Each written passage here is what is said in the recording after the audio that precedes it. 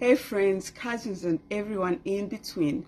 Welcome back to the channel. If you're new here, you are very welcome. Today we are diving into something that doesn't get enough attention when it comes to health and fitness, the weight loss mindset. So many people jump into weight loss focusing only on diets, exercising, and quick fixes. But here's the truth: if your mindset isn't in the right place, none of those things will last. Your mind drives actions, and your actions drive results. I have put together some stitches for you to watch, and thereafter I'll come back with my 2 cents. Please watch. You feel like you ate like crap today and you're trying to lose weight and you feel bad about it? Let's have a little one-on-one as someone who's lost 80 pounds and has been in the same position as you a million and 10 freaking million times. It's one day. It's one day. Remind yourself that it is one day. It's not going to cause any harm. You are okay. I feel like when people get into a calorie deficit and they really, really want to lose weight and they do the damn thing every single day and then there's a hiccup along the way, there's this sense of kind of anxiety that plays into that, and I don't hear anybody talk about it, so we're going to.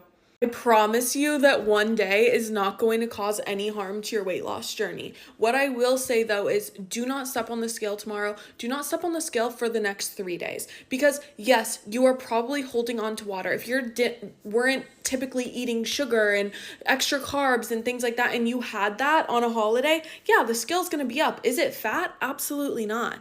Absolutely not. It's just water. You're retaining water right now. But if you step on the scale and you see that and your heart goes, it's okay. Just know that it's okay. I don't recommend stepping on the scale because, like, for what? It's not your actual weight. You're just going to pee it out over the next couple of days. But one day is not going to cause any freaking harm. All of the hard work that you are doing and that you have done is amazing, and you are going to reap the benefits of it. All of your physique and the way that you look is compounded of everything that you do. One hiccup, good, bad, good. It's going to take the majority, babe. In order to be skinny, you need to have skinny girl habits. That is what I realized a year ago when I decided that I need to lose 100 pounds and I need to lose this for good. Here are 5 weight loss tips that have helped me lose the weight, because this was the most hardest thing in my life. I do not wish this upon nobody, even my worst enemies.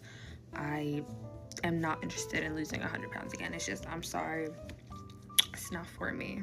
So tip number 1, drink water. Drink water. It was very hard for me to drink water. Till this day, it's so hard for me to drink water, but I force myself. I add electrolytes to it to make it more tasty. I will fill up a Stanley cup twice a day, and that will be enough because that is equivalent to 2 liters. I also find it easy for me to drink water when I'm on the treadmill walking. So I just find certain hacks for me to force myself to drink water. I also will drink 0 sugar drinks, coffees, matchas, like all those things will also add up to my liquid intake. So it still counts. So yeah, half a gallon water minimum. Tip number 2, walk everywhere. Walking is literally the key. It's what shed off all my fat. 10k steps minimum, but if you're already doing 10k steps and you're still not seeing any change, then up it. I do minimum now 20k, sometimes even 30k. The other day I did 40k and it's fun, It can definitely be hard, but just find ways to add walking into your daily routine. Walk to the grocery store, take the steps instead of the elevator, little things like that throughout the whole day. It's going to add up and you will see the biggest change. Walking is so crucial. Tip number 3, go to sleep. 8 hours of sleep is so required. I never knew how important sleep was. When you're sleeping for those 8 hours, you're literally giving your body the rest that it needs. Also, you're not eating for 8 hours, so you're fasting. So it's literally, but I try to sleep like 10 hours because, it just gives me more time for my body to just digest the food from days before and prior. So yeah, I really love sleeping. Tip number 4, exercise at least 3 days a week, and it can be whatever exercise you like. I personally like resistance training, body weight exercises. Now I'm starting to like add strength training, like 3 days a week, but nothing too crazy. It doesn't have to be too extreme. Pilates is also good exercise. You could also do YouTube workouts. But yeah, just literally you don't need no more than 3 days a week, and do exercises that you like so you can be consistent in. And number 5, like I said, consistency. Be consistent. Do not worry about discipline or motivation. A lot of people are always asking me, which one is it? How do you have this? I don't have either. Okay, maybe I'll have discipline or motivation for like a week or like for a day, but that's going to go away. What you need is consistency, because you're not going to see results overnight. That is impossible. But what you're doing today and the next day and the next day, and what you do for the whole of this month and the next one, it's going to all add up. And you eating in your deficit, you doing your stuff, all of that is going to add up, and you're going to be down 10 pounds, 20 pounds, 30 pounds because of you being consistent. But if you're not consistent, and one day you do something, the next day you don't really do it, you're not going to see the results that you want to see, and you're not going to get to your goals. So yeah, I hope this helps, because this is literally what helped me. But yeah. I'm going to share my biggest weight loss tip on how I was able to go from this to this, losing 75 pounds. My biggest tip, and I can't stress this enough, is understanding how you're consuming your calories. For example, we all love Starbucks, we all love Dunkin', we love our little pumpkin spice latte, our pumpkin spice drinks. We want to be very seasonal. I'm gonna let you in on a little secret. Those drinks have so many fucking calories. And I don't know if anybody's ever looked it up. Sometimes they don't post the calories up on the board next to the drinks. So I'm gonna show you just how many calories you're consuming when you drink your pumpkin spice. For reference, the example I'm gonna use to like break this down and show you guys just how many calories are in these kinds of drinks, I'm gonna use the pumpkin swirl frozen coffee from Dunkin'. Looks like this, delicious, yes. It looks good. There is 930 calories in this drink. 930. That's 63% of my daily calories. If I were to drink this in the morning, I'd only have 541 more calories to get me through the rest of the day. No comment. I'm gonna insert a picture. There's 185 grams of sugar in this. 46 teaspoons of sugar is equal to 14 glazed donuts. Wouldn't you much rather eat your calories than drink them in a drink? There are so many different alternatives that you can get from Starbucks, from Dunkin', from anywhere that has significantly less calories than this one, so that you can still have your pumpkin spice while losing weight. This was the biggest thing for me. I didn't realize how many calories I was consuming on a daily basis because I would go out to Dunkin', to Starbucks, and I would get drinks like this, not knowing. That's why I wasn't losing weight, because I was consuming a drink that has 930 calories and then eating more. So I have it all done out on this board. I have my resting metabolic rate, my maintenance calories, and my calorie deficit. I explained all of this in my video and my subscription, so the link's here if you guys are interested in trying to calculate your resting metabolic rate, so how many calories your body's burning at its resting state, and then finding your maintenance calories, so how many calories you should be consuming on a daily basis just to function as a human being, and then how to calculate your calorie deficit calories, which is the calories that you're going to want to be consuming if you want to lose weight. This video is up and posted. Just click there and you'll be able to find it. That was one of my biggest things, was eliminating high calorie drinks and replacing them with healthier alternatives. I love my coffee. I look forward to it in the morning. It's the first thing I think about when I wake up. If you're looking to lose weight, I would highly suggest breaking down your calories and figuring out how you consume your calories throughout the day, so that you're able to stay in a calorie deficit and lose weight. This is why you can't lose weight. Welcome to my series called This Is Why You're Not Losing Weight. I lost about 45 pounds, and we're gonna talk about how I did it. This is part 1. Every day I'm gonna make a new video about my weight loss tips, how I actually was able to lose weight, keep it off, change my lifestyle. Step number 1 is you can't effectively lose weight until you figure out why you're trying to lose weight. So many people are focused on skinny, skinny, skinny, skinny, skinny.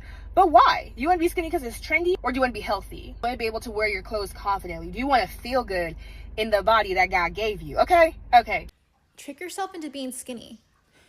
Start acting and thinking like a skinny person. So, for example, certain things I've heard like naturally skinny people say are things like, I get full so easily. oh, like eating greasy foods, eating sweet foods, like that stuff makes my stomach hurt. That's why I just don't eat it very much. I've also heard them say things like, I just naturally crave like healthier foods. All real things I've heard, like, naturally skinny people say before in my life. Things that I've never said to myself before, someone who, obese mindset. But you come to realize, like, okay, that's why they're naturally skinny. I believe that naturally skinny people, they just are better at listening to their body. Like, they don't have as much of addictive tendencies as we do. And so they can stop at just a few French fries, right? Where we don't want to. But I think it is just they also naturally have like better hunger cues. They may also, again, naturally crave more healthier foods. So start saying these things to yourself and start acting on it. I think affirmations are great, but they're nothing without action. So next time someone offers you a plate of cookies, be like, oh, you know what? I wish, but I can maybe have like half of this cookie before my stomach starts to hurt. Like sugar just doesn't do well for me. Or, you're at lunch and like, stop eating your meal halfway through and just tell everyone, I get so full so quickly. I don't know what's going on. And so not only is that just better for you, obviously, because you're going to start believing these things yourself, but also by acting them out and announcing them to other people, that's going to hold you accountable, because you can't just be like, oh, I get full so quickly. Sorry guys, I have to stop eating. And then your friends catch you like 5 minutes later getting like a whole bag of popcorn or something, or, stuffing yourself on something else. They're going to be like, what, you just said that you get full quickly, right? So again, it's kind of like that social pressure to conform to what you just said about yourself. Anyway, I'm doing a whole YouTube video on it in more depth if you guys want to check that out. Whitney_Holcomb at YouTube. I'll be posting it in a couple days, so If you want to lose weight, get snatched, get your summer body, the number one hack that you have to do is to gaslight yourself into being skinny. And when I tell you this will melt off the weight and make it so much easier mentally, it's the biggest hack and no one talks about it. You are going to tell yourself that it's literally not that hard. It's not that hard to lose weight. Everyone's lost weight. There are skinny people all over the world. So why is it hard for you? Why should it be hard for you? Don't overcomplicate it. Tell yourself it is the easiest thing on the planet. And you have to tell yourself that you're already skinny. You cannot hate yourself into being skinny, because it's going to backfire, and there's going to be a day where you overeat a bit, and guess what you're going to do? Because you hate yourself, you're going to binge and overeat, and the cycle will start again, and you're never going to lose weight. So after you watch this video, I want your entire mindset to change. You're already skinny. You already lost weight. So your habits are going to be of that person. You're going to have healthy, fit girl habits. That girl that goes to the gym 5 times a week, she eats super healthy. You already have those habits. Weight loss is easy. You're already slim. You already have these habits. So obviously, because you're slim and you're fit and you're healthy, you love broccoli, you love chicken, you love sweet potato, you love kombucha. I don't really like kombucha, but I pretend that I like it. And guess what? It works. Now I kind of like it. Do I wish this was a vanilla frappuccino? Yes, I really do. But you know what? That's not going to get me to my goals. And when I'm at my goals, I will be sipping my vanilla frappuccino. So these are the tips and tricks that slim people don't really tell you. Everyone wants to pretend that they love what they eat. They adore broccoli. They love green beans. So today's the day that you decide that you already have all of these habits. You're going to adopt these habits. You're going to stick to them. And trust me, the weight. This is going to sound absolutely crazy, but if you're trying to lose fat, you got to let your body eat itself. Let me explain. When you are in a calorie deficit, meaning you are eating less calories than what your body needs to maintain its current weight, it forces your body to find energy elsewhere. And guess where it goes looking for energy first? The stored fat, the back fat, the belly fat, the back rolls, the love handles. Yeah, all of that is just stored energy. This is why you hear people preach so much about being in a calorie deficit. When you stay in a calorie deficit for a long amount of time, you're forcing your body to eat itself. You're forcing your body to burn the stored fat in order to keep you moving. Fat loss is not magic, it's science. Let your body do what it was designed to do. Stay consistent and the body will eat what it don't want to keep. So there you go, guys. There you have it. I came up with 8 points to help you have your heart in the right place. Number 1, why mindset matters. Think about it. Have you ever started a diet super motivated? Maybe it only lasts for a week or 2, and then you slowly slip back into old habits. That's not a failure of willpower. It's because your mind behind the action wasn't strong enough. Believe it or not, your thoughts shape your behavior. If deep down in your heart, you are telling yourself, I can't do this, I always fail, then your actions will reflect that. On the other hand, If you believe this is hard, but I can make progress one step at a time, you will stick with it. So the first step is understanding your beliefs fuel your results. Number 2, shift from quick fix to long-term. One of the biggest mindset traps is weight loss is chasing quick results. We want to drop 10 pounds, in a week or see instant changes. But the reality is sustainable weight loss happens slowly. When your mindset shifts from I need results now to I'm building habits for life, everything changes. Suddenly, missing a workout doesn't feel like the end of the world. It's a bump in the road. You see, eating a slice of cake doesn't mean you have failed. It's simply part of a balanced life. The long-term mindset helps you avoid the all or nothing trap.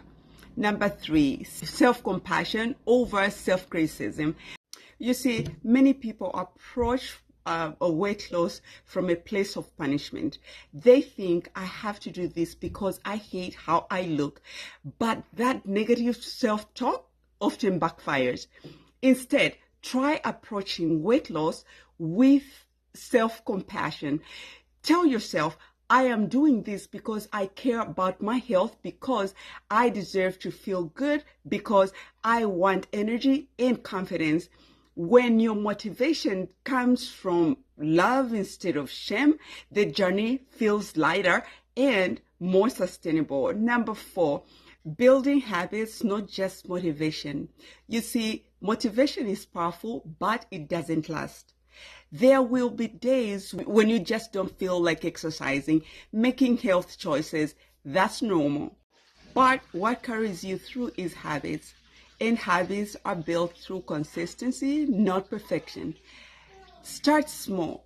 Maybe it's walking 15 minutes a day or replacing soda with water. These little changes compound over time. The key mindset is, I don't need to change everything overnight. Small steps matter. Number 5, dealing with setbacks. Here is another important shift. Expect setbacks. They are not a sign that you have failed. They are part of the process. If you overeat one day, don't throw the whole week away. If you skip workouts for a week, don't quit altogether. Instead, tell yourself, this is temporary. I can get back on track right away. Successful people don't avoid setbacks. They recover from them faster. Number 6, identity mindset. Become the person you want to be. Here is another one of the most powerful mindset shifts. Instead of saying, I want to lose weight, start saying, I am becoming a healthy person. When you identify as a healthy person, your decisions naturally start aligning with the identity. You ask yourself, what would a healthy person do right now? Would they drink water or soda? Would they go for a short walk or sit on the couch all night? So this shift from outcome goals like the number on the scale to identity goals, become healthier version of yourself, makes a huge difference. Your environment and the people around you shape your mindset. So ask yourself, who am I surrounding myself with? Do they push me forward or hold me back?